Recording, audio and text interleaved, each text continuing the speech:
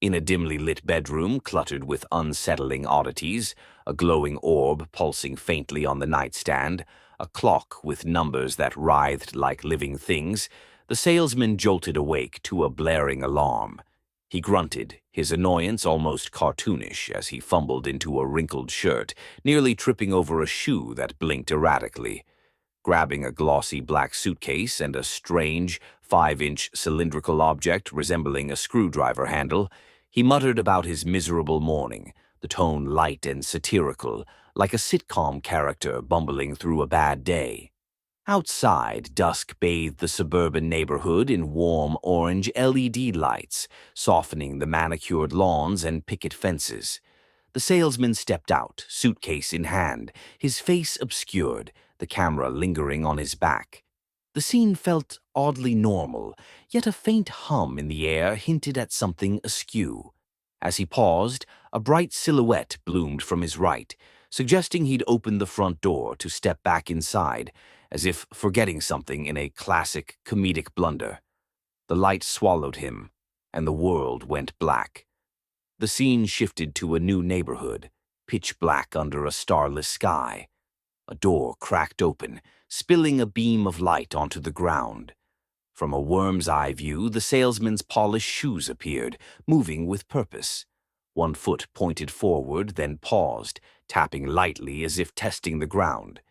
The other pivoted sharply to the left, the camera following the motion, capturing the eerie whistle escaping his lips, a jaunty tune that felt wrong in the oppressive darkness.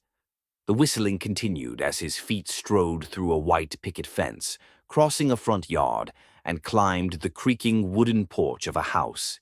He stopped at the door, still whistling, the sound sharp and unnerving. The camera lingered on his shoes, one tapping again, as he knocked loudly. A man's voice, dripping with irritation, grumbled from inside, "Who's this at this hour?" The salesman, startled, dropped the suitcase with a thud, the sound exaggerated, almost slapstick, keeping the dark, comedic tone.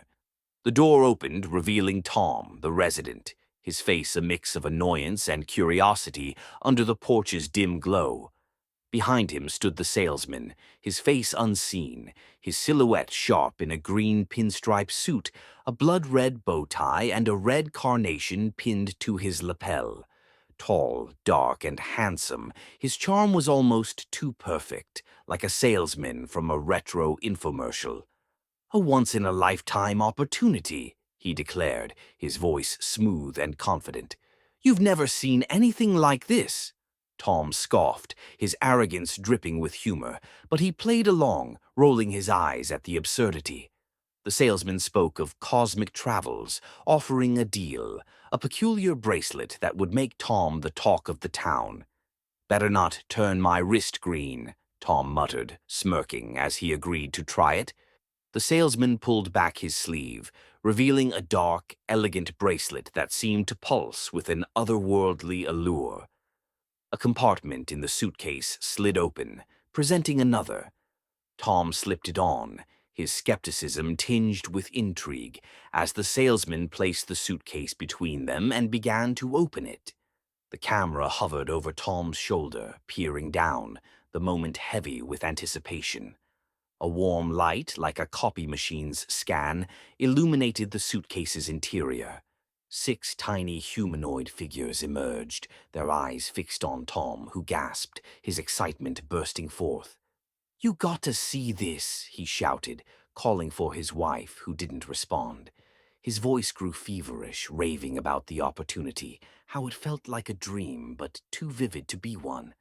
"I don't remember falling asleep," he muttered, his tone shifting from exhilaration to unease. "But this feels so real." His eyes widened slightly, then went glassy, reflecting the warm light of the suitcase in a way that made them look like voids, mirroring an abyss.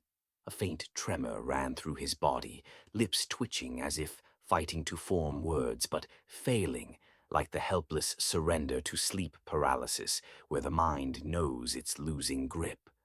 The world around him slowed, his wife's unanswered calls echoed distantly, The salesman's whistle lingered unnaturally, and the suitcase's light pulsed in agonizing slow motion.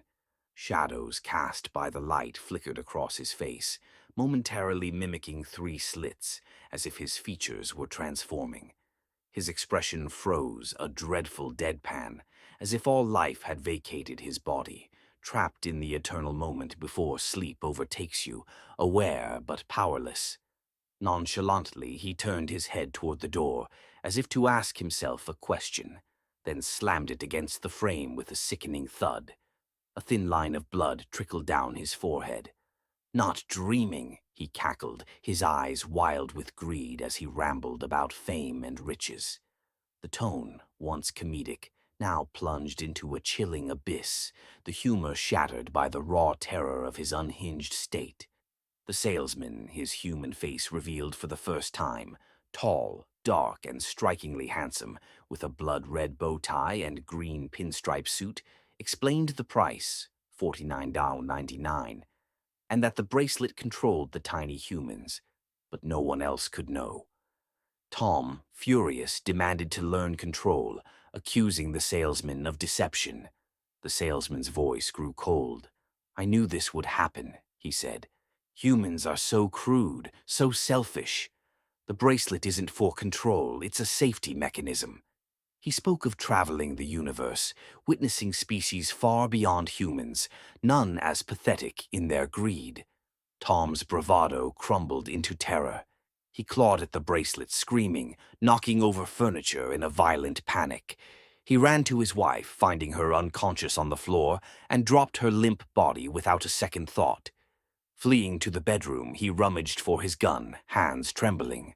The salesman appeared in the doorway as Tom loaded the weapon.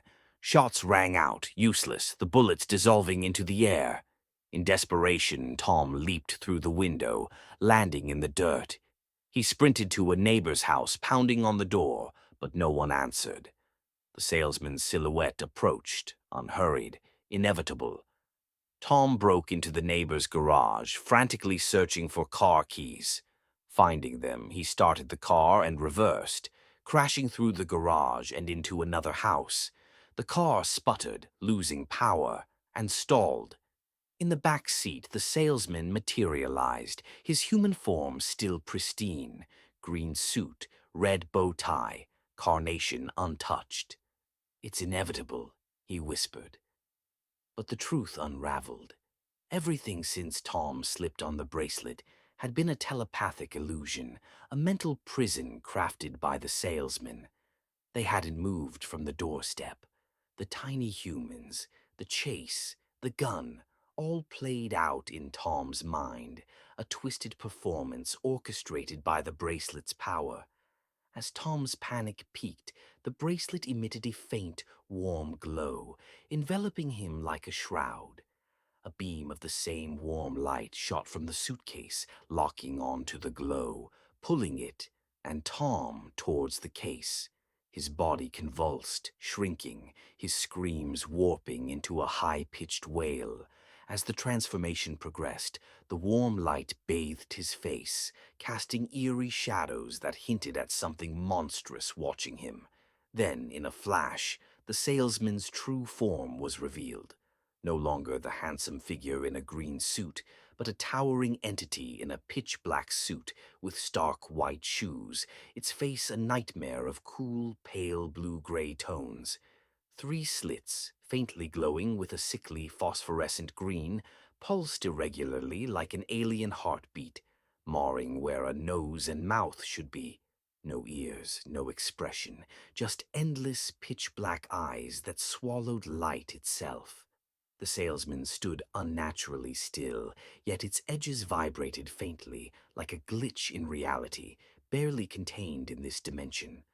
A low, resonant hum vibrated in Tom's skull, overlaid with faint whispers in an incomprehensible language, as if the salesman's thoughts were leaking into the world. The warm orange LED lights in the yard flickered, dimming to a sickly yellow. Nearby plants wilted, and the air grew heavy, warped by the entity's presence. The lack of expression was chilling, a void of emotion that made the air feel suffocating, as if the entity's gaze drained Tom's very existence. The warm light of the transformation clashed with the cool tones of the salesman's face, creating a chiaroscuro effect that amplified the horror, foreshadowing Tom's doom in every flicker. Tom shrank to the size of the tiny humans, his body limp on the doorstep. The salesman, utterly still, reached down with mechanical precision, plucking Tom up and placing him in the suitcase. The beam retracted, the glow faded, and the suitcase snapped shut. The salesman turned, his white shoes stark against the dark pavement, his face an impassive mask of terror. He retrieved the cylindrical object, pressed it, and drew a glowing line in the air.